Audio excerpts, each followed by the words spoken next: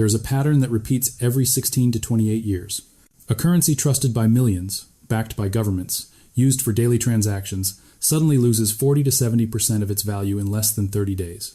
Not because of war, not because of natural disaster, because of a mathematical sequence that, once triggered, becomes impossible to reverse. On February 17th, 1982, the Mexican peso lost 40% of its value in 1 week. Citizens woke up to discover their savings had been cut nearly in half overnight. Bank lines stretched for blocks. The government froze foreign currency accounts. And by August of that year, Mexico declared it could not pay its $80 billion debt. 16 years later, in August 1998, the Russian ruble collapsed. In 2 weeks, it lost over 70% of its value. Banks that had been operating normally on Monday were insolvent by Friday. The oligarchs who controlled Russia's wealth saw their empires evaporate. And the population, those who had survived the collapse of the Soviet Union just 7 years earlier, watched their life savings disappear for the second time in a decade. 2 currencies, 2 continents, 2 different decades, but the exact same 5-stage death spiral. And now, in January 2026, the United States dollar is showing every symptom of the same pattern. The national debt has crossed $37 trillion and is growing by $1 trillion every 90 days. Interest payments on that debt now exceed $1 trillion per year, more than the entire defense budget. The dollar's share of global central bank reserves has fallen from 71% in 2000 to 58% today. And in 2025, the dollar index fell 9%, with forecasts predicting another 5 to 10% decline in 2026. So, anything is abilities of go to stated, but we're the first at appenance. This is not a coincidence. This is not a temporary correction. This is the beginning of a currency death spiral. The mechanism is always identical. Unsustainable debt accumulation. Attempts to defend the currency through high interest rates or foreign exchange interventions. A breaking point where reserves run out or confidence collapses. Massive capital flight as investors flee to safety. And finally, government panic emergency measures that arrive too late to prevent the inevitable. We've would mixed about a grow and a quart of the sky. Related next to the diz the beta scrooter, on which now is in after her. The beta sighting of the Dizabel. Mexico thought it was immune because it had oil. Russia thought it was immune because it was a nuclear superpower. America thinks it is immune because the dollar is the global reserve currency. History suggests otherwise. The average lifespan of a fiat currency is 27 years. The dollar has been pure fiat untethered from gold since August 15th, 1971. That makes it 55 years old, twice the average lifespan, and showing every sign of terminal decline. I was brusquely, this problem is. This is not speculation, this is pattern recognition. The same 5-stage sequence that destroyed the peso in 1982 and the ruble in 1998 is now playing out with the dollar in 2026. The only difference is speed. External debt currencies like the peso and ruble collapse fast, in weeks or months. Reserve currencies collapse slowly, over years or decades, through inflation rather than sudden devaluation. But they all collapse. The sequence never changes. The mathematics are inexorable. The question is not whether the dollar will follow the peso and ruble into the death spiral. The question is, how far along the sequence are we, and how much time is left? The Mexican peso, February to August 1982. In the 1,970 seconds, Mexico discovered massive offshore oil reserves in the Bay of Campeche. Overnight, the country transformed from an emerging economy into a petrostate with seemingly unlimited wealth. The government of President José López Portillo borrowed heavily $80 billion in foreign debt, betting that oil prices would remain high forever. They were wrong. In 1981, oil prices began to fall. Saudi Arabia increased production. Global demand weakened. And Mexico's revenues, the revenues it needed to service its massive debt, started to collapse. But rather than cut spending or restructure the debt, the government continued borrowing. By early 1982, Mexico was trapped in a classic debt spiral. Borrowing new money to pay interest on old money, with no path to repayment. On February 17th, 1982, the Banco de Mexico, the country's central bank, announced it was withdrawing from the foreign exchange market. This was bureaucratic language for a simple reality.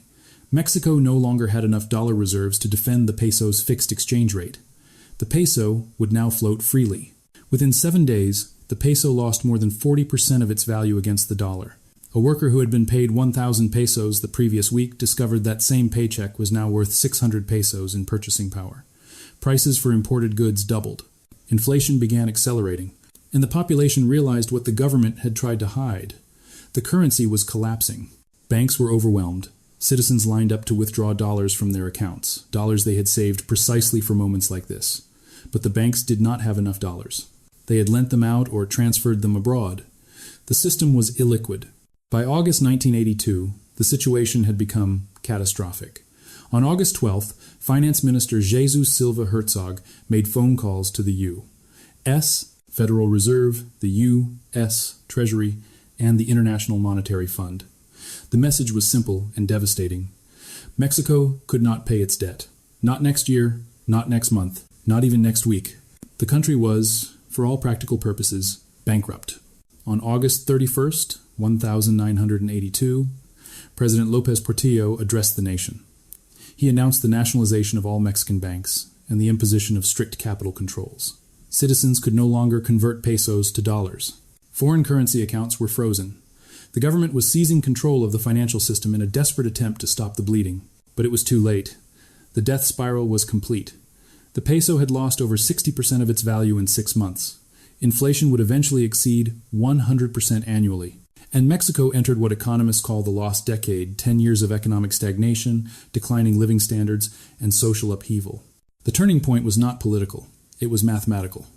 When debt servicing costs exceeded export revenues, the spiral became irreversible. No amount of government intervention could change the arithmetic. The currency was doomed the moment the country borrowed more than it could repay.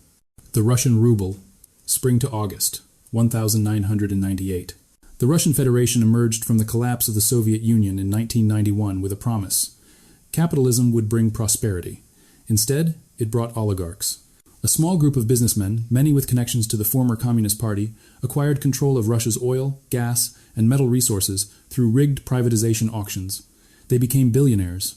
The population became poorer, really did not wanting. We canna do intels and esk. By the mid-1992, the Russian government faced a chronic problem. It could not collect enough taxes to pay its bills. The oligarchs evaded taxes. Corruption was systemic, and the state barely functioned.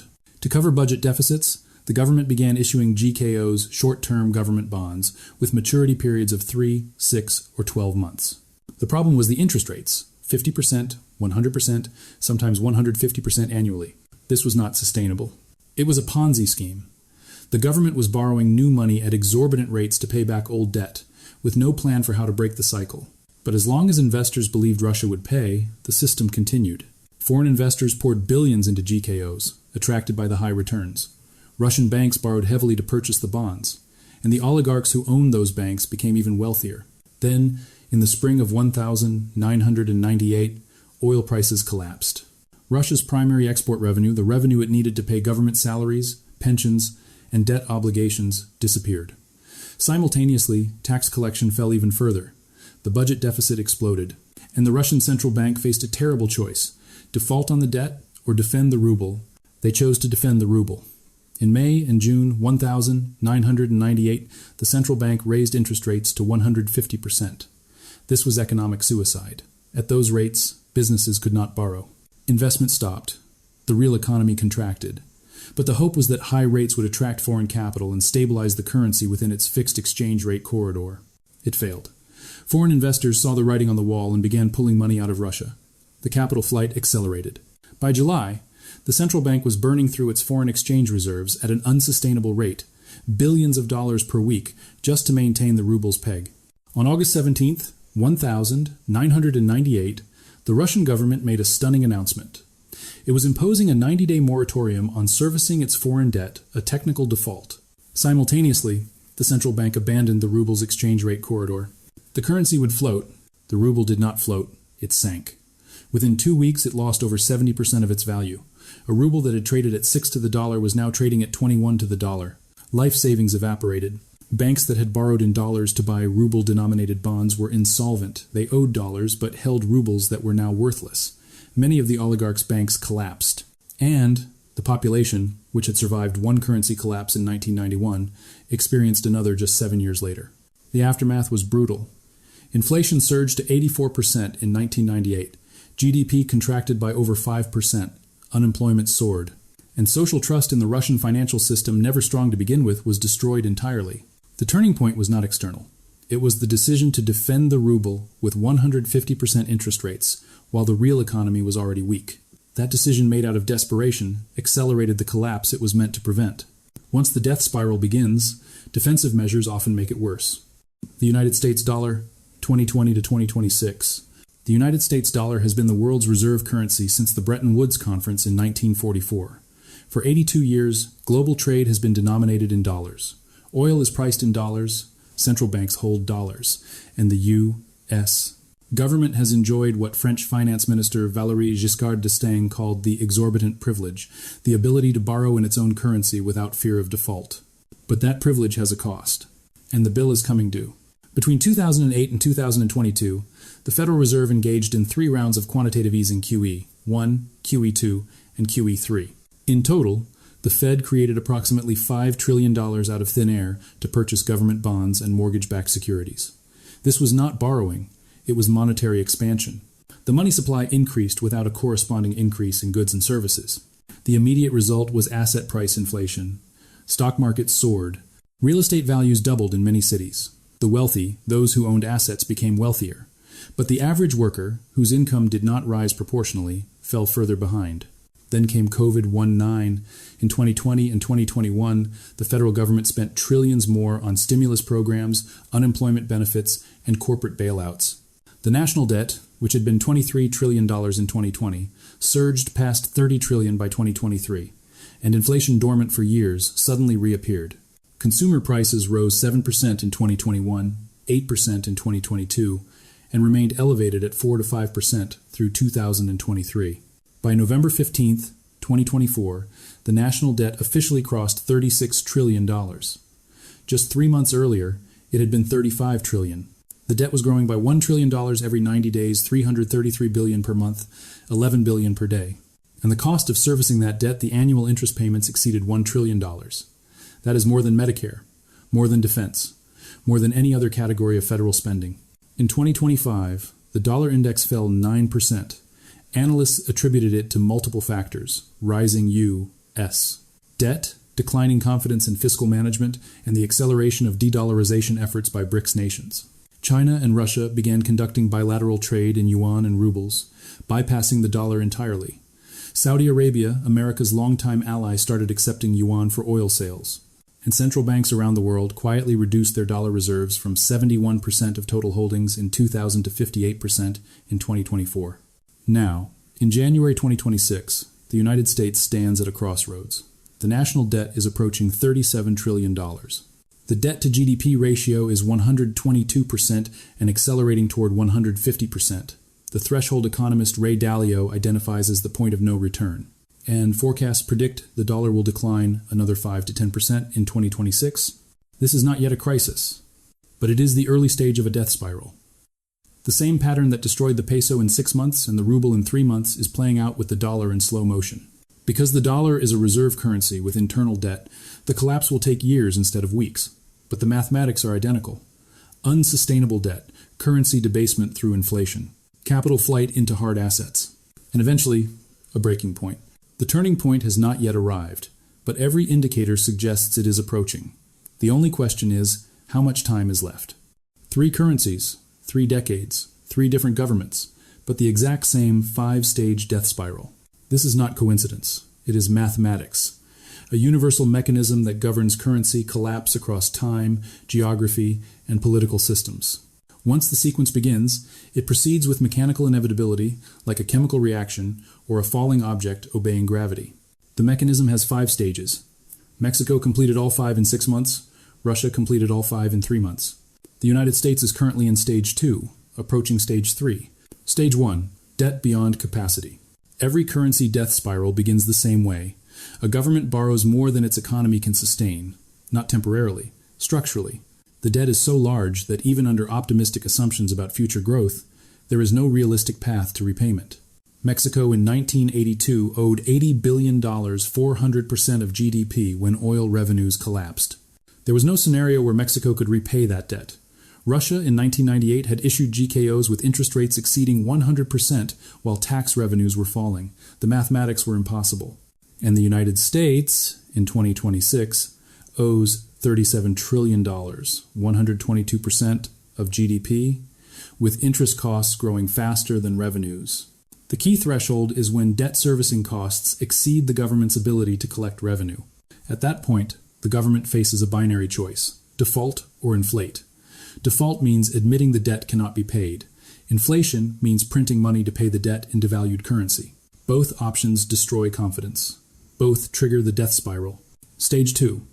The currency defense trap. When markets begin to lose confidence, governments attempt to defend the currency. The logic seems sound. If we can stabilize the exchange rate and prove the currency is strong, confidence will return and the crisis will pass. The tools are always the same. Raise interest rates to attract foreign capital. Use foreign exchange reserves to buy the domestic currency and support its price. Impose temporary restrictions on capital outflows, and communicate confidence to markets through official statements. Mexico tried this in early 1982, using its dollar reserves to maintain the peso's fixed exchange rate. Russia tried this in spring 1998, raising interest rates to 150% to defend the ruble's corridor. The United States is trying this now, maintaining relatively high interest rates and using diplomatic and military power to preserve dollar dominance. But this creates a trap. High interest rates attract capital in the short term, but they destroy the real economy. Businesses cannot borrow. Investment collapses. GDP contracts, and tax revenues fall, making the original debt problem worse. Meanwhile, using foreign exchange reserves to defend the currency depletes the one asset the government needs if the defense fails. It is a strategy that works only if confidence returns quickly. If it does not, the government runs out of tools and the death spiral accelerates. Stage 3. The breaking point. Every currency death spiral has a specific moment when the defense fails and panic begins. This is rarely predictable in advance. It can be triggered by an external shock, an oil price collapse, a geopolitical crisis, a natural disaster, or it can simply be the moment when markets collectively lose confidence and begin fleeing simultaneously. For Mexico, the breaking point was February 17th, 1982, when the central bank announced it could no longer defend the peso. For Russia, it was August 17th, 1998, when the government declared a debt moratorium. For the United States, the breaking point has not yet arrived. But it will come likely when either a treasury auction fails or the debt-to-GDP ratio crosses 150%. The characteristic feature of the breaking point is speed. It happens faster than governments expect and faster than citizens can react. In the digital age, capital can flee a country in hours. In 1982, it took weeks. In 1998, it took days.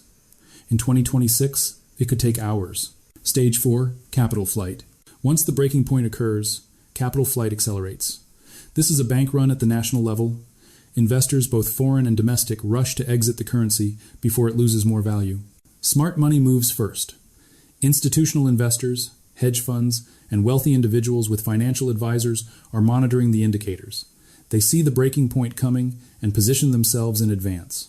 They convert local currency to foreign currency, move money offshore, and buy hard assets, gold, real estate, foreign stocks. Retail investors and ordinary citizens move last. They do not have access to sophisticated analysis. They rely on official statements, which always downplay the crisis.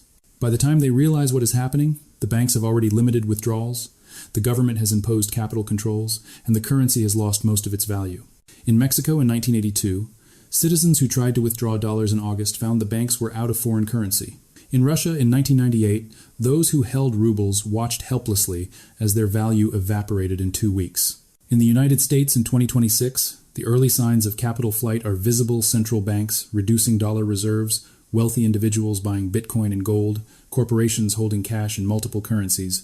Cuidanzo the Pertically and ID. Stage 5. Government panic and emergency measures. When capital flight becomes uncontrollable, governments panic. They impose emergency measures that would have been unthinkable weeks earlier. Capital controls. Limits on how much money citizens can transfer abroad or convert to foreign currency. Bank nationalizations. Seizing control of financial institutions to prevent collapse. Forced asset purchases. Requiring pension funds or banks to buy government bonds. Currency redenomination. Replacing the old currency with a new currency at a fixed exchange rate to reset psychology. Mexico nationalized its banks on August 31st, 1982. Russia imposed a debt moratorium on August 17th, 1998. The United States has not yet reached this stage, but the infrastructure is ready.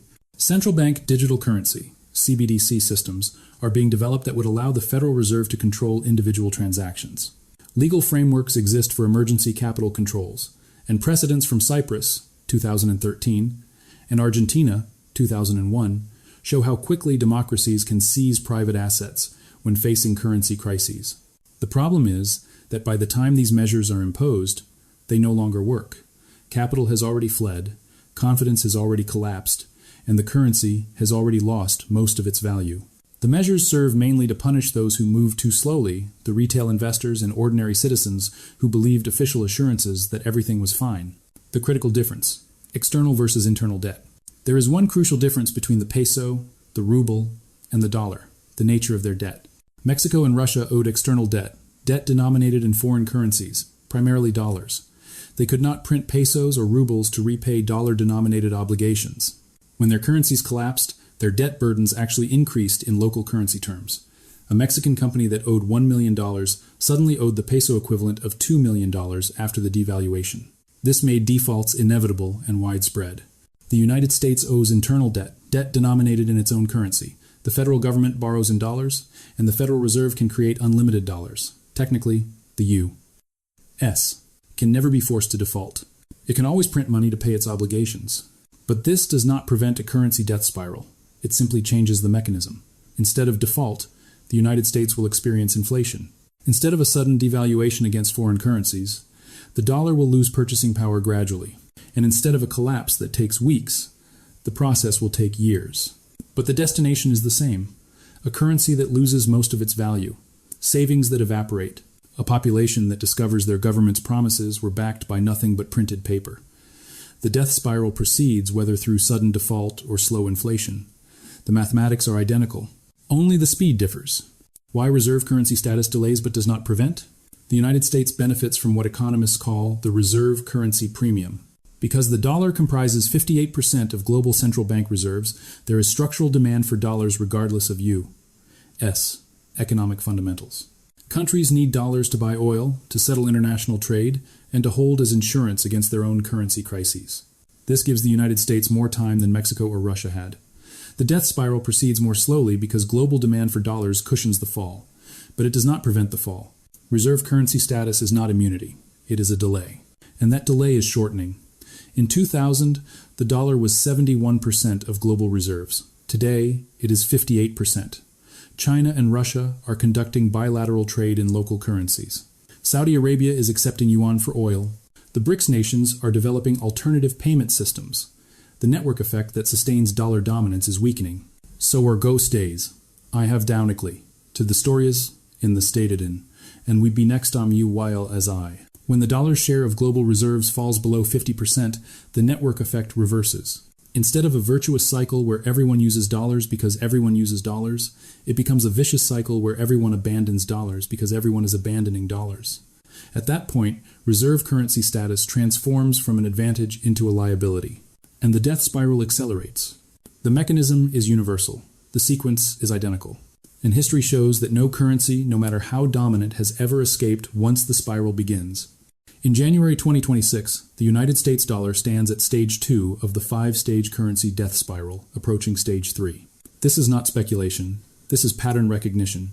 By comparing current U.S. indicators to the Mexican Peso in early 1982 and the Russian Ruble in early 1998, we can see exactly where the dollar sits in the sequence and how much time may remain before the breaking point. Stage 1. Debt beyond capacity, complete. The United States national debt is approximately $37 trillion and growing by $1 trillion every 90 days. The debt-to-GDP ratio currently stands at 122%. For context, Mexico's ratio in 1982 was approximately 400%, and Russia's in 1998 was around 60%. The U.S.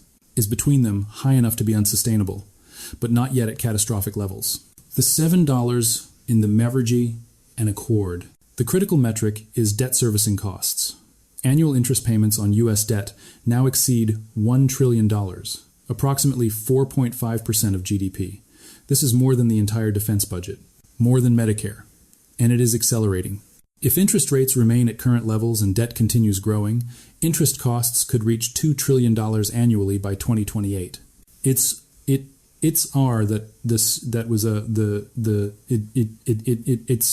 Economist Ray Dalio has identified 150% debt to GDP as the mathematical point of no return, the threshold where interest costs consume so much revenue that governments cannot fund normal operations without borrowing more, creating a self-reinforcing spiral. The United States is on track to reach that threshold between 2028 and 2030 at current growth rates. Stage 1 is complete. The debt is beyond the economy's capacity to repay through normal growth. Stage 2. Currency defense, in progress. The United States is currently attempting to defend the dollar's value and its status as the global reserve currency. The defense operates on multiple levels. Monetary policy. The Federal Reserve has maintained interest rates higher than many analysts expected, despite concerns about economic growth. The goal is to attract foreign capital by offering better returns on dollar-denominated assets than other currencies provide. Military and diplomatic power. The U.S. maintains 750 military bases in 80 countries. This is not primarily about defense. It is about maintaining the petrodollar system, the arrangement where oil is priced and sold in dollars, creating structural demand for the currency. When countries attempt to sell oil in other currencies, the U.S. historically responds with diplomatic pressure or, in extreme cases, military intervention. Dollar weaponization, the U.S. uses its control of the SWIFT financial messaging system and dollar clearing mechanisms to impose sanctions on adversaries. This demonstrates dollar dominance but also creates incentives for other nations to develop alternatives. However, the defense is showing cracks. In 2025, the dollar index fell 9%, one of its worst annual performances in decades. Forecasts from major banks predict another 5 to 10% decline in 2026. Morgan Stanley projects the euro will strengthen to 1.23 against the dollar by spring 2026. And Scotiabank's chief foreign exchange strategist predicts the dollar will fall an additional 5 to 7% against a basket of currencies in the next year. More concerning is the erosion of reserve currency status. The dollar's share of global central bank reserves has declined from 71% in 2000 to 58% in 2024. This is a slow-motion capital flight, not panic, but a deliberate reallocation by central banks that see long-term risks in dollar exposure. China and Russia are leading the de-dollarization effort. They conduct bilateral trade in yuan and rubles, bypassing the dollar entirely. Saudi Arabia, America's longtime ally and the linchpin of the petrodollar system, has begun accepting yuan for oil sales. Turkey, Iran, and other nations are joining BRICS initiatives to develop alternative payment systems. The network effect that sustains dollar dominance is weakening. Stage 2 is in progress. The United States is defending the dollar, but the defense is costly and showing signs of failure. Stage 3. The breaking point. Approaching. The breaking point has not yet occurred, but multiple triggers could cause it to happen suddenly. Trigger 1. Treasury auction failure, the U.S. Treasury holds regular auctions where it sells bonds to fund government operations. If an auction fails, meaning there are not enough buyers at acceptable interest rates, it would signal that markets have lost confidence in U.S. debt. This has never happened. But as debt grows and foreign holdings decline, the risk increases. China holds approximately $859 billion in U.S. Treasuries, and Japan holds approximately $1.1 trillion. If either begins selling aggressively, it could trigger a cascading failure. Trigger 2. Debt to GDP crosses 150%. Ray Dalio's research shows that once this threshold is crossed, currency crises become almost inevitable. The mathematics become impossible to escape. At current trajectory, the U.S. will hit this level between 2028 and 2030. Thanks for watching, and if you are offer cess, really inside, and down, win of the process. Trigger 3. BRICS currency launch. If the BRICS nations successfully launch an alternative reserve currency backed by gold or commodities, it could provide a viable alternative to the dollar for the first time since Bretton Woods. This would accelerate de-dollarization and potentially trigger a rapid decline in dollar demand. Trigger 4. Geopolitical shock. A major war, particularly involving Taiwan or the Middle East, could disrupt global confidence in U.S. stability. Wars are expensive. They increase debt. And they create uncertainty that drives capital to safer assets, which increasingly means assets outside the dollar system. Trigger 5. Inflation breakout. If inflation reaccelerates to 7 or 8% levels seen in 2021 to 2022, the Federal Reserve faces an impossible choice. Raise interest rates aggressively, which would crash the economy and make debt servicing impossible, or accept sustained inflation, which devalues the currency and triggers capital flight. Either path leads to crisis. The breaking point is approaching. The exact timing is uncertain, but the probability increases with each passing quarter. Stage 4. Capital flight. Early signs visible. Capital flight is already occurring, but slowly enough that most people do not recognize it. Central bank behavior is the clearest indicator. China, Russia, Turkey, and other nations have been net sellers of U.S. treasuries, while simultaneously increasing their gold reserves.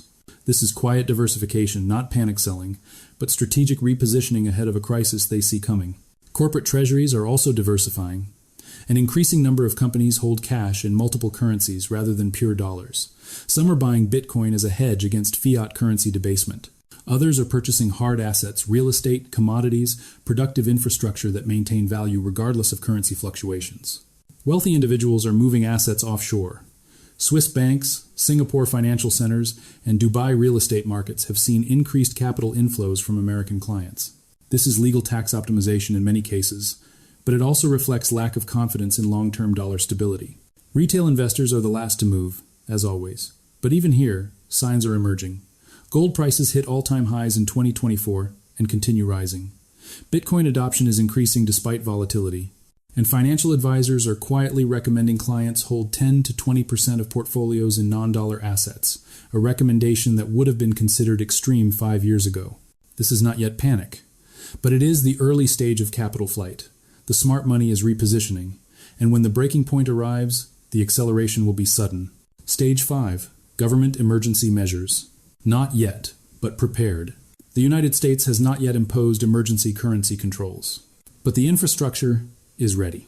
Central bank digital currency (CBDC) systems are being developed by the Federal Reserve. A digital dollar would allow the government to monitor every transaction, impose negative interest rates to discourage saving, and even program money to expire if not spent, forcing consumption and preventing capital flight. Legal frameworks exist for emergency capital controls. The Trading with the Enemy Act and the International Emergency Economic Powers Act give the President broad authority to restrict international financial transactions during declared emergencies. These laws have been used before and can be activated quickly. Precedents from other countries show how fast democracies can move when facing currency crises. Cyprus in 2013 imposed capital controls and seized deposits over 100,000 euros. Argentina in 2001 froze bank accounts and forcibly converted dollar deposits to devalued pesos. These were considered unthinkable in democratic nations until they happened. The United States has not reached this stage yet, but every tool needed for emergency measures is already in place, waiting for the crisis that will justify their use. The timeline. How much time remains? If the current trajectory continues, the breaking point will likely occur between 2027 and 2030. This is the window when debt to GDP crosses 150%, when dollar reserve status potentially falls below 50%, and when the cumulative weight of unsustainable obligations becomes mathematically impossible to manage. However, the breaking point could occur sooner if triggered by external shocks, a geopolitical crisis, a treasury auction failure, or a sudden acceleration of de-dollarization. The Mexican peso took 6 months from stable to collapsed. The Russian ruble took 3 months. The dollar could take 3 years. Or it could happen faster than anyone expects. The sequence is clear. The United States is at stage 2, approaching stage 3. The mathematics are locked in. And history shows that once a currency death spiral reaches stage 3, there is no known example of a reversal. The pattern has repeated twice in 44 years. And it is beginning again. The pattern has now repeated 3 times in modern history. The Mexican peso in 1982, the Russian ruble in 1998, and the United States dollar beginning in 2020 and accelerating through 2026, each time observers insisted their situation was unique. Mexico had oil and thought it was immune. Russia was a nuclear superpower and thought it was immune. America has the global reserve currency and thinks it is immune. Each time, they were wrong. The mathematics do not care about oil reserves, nuclear weapons, or reserve currency status. The mathematics care only about debt, productivity, and confidence. And when those 3 variables reach critical ratios, the death spiral begins, regardless of how powerful the country believes itself to be. The question facing the United States in January 2026 is not whether the death spiral will continue. The question is what form it will take when it reaches stage 5. Scenario 1, the slow burn, probability 60%. This is the most likely scenario because the dollar is a reserve currency with internal debt. The collapse will not be sudden and dramatic like Mexico or Russia. It will be slow and grinding, spread over 5 to 10 years. The mechanism is sustained inflation. The The Federal Reserve will continue creating money to finance government deficits. Officially measured inflation will remain in the 5 to 8% range, high enough to devalue debt obligations, but not so high as to trigger hyperinflation panic. The dollar will decline steadily against other currencies, losing another 5 to 10% per year. For ordinary Americans, this means a gradual erosion of purchasing power. Wages will not keep pace with prices. Savings will lose value. Retirement accounts will buy less than anticipated. The middle class will shrink as more people fall into financial precarity. The dollar's share of global reserves will continue declining from 58% today to perhaps 35% by 2035. Regional currency blocks will emerge.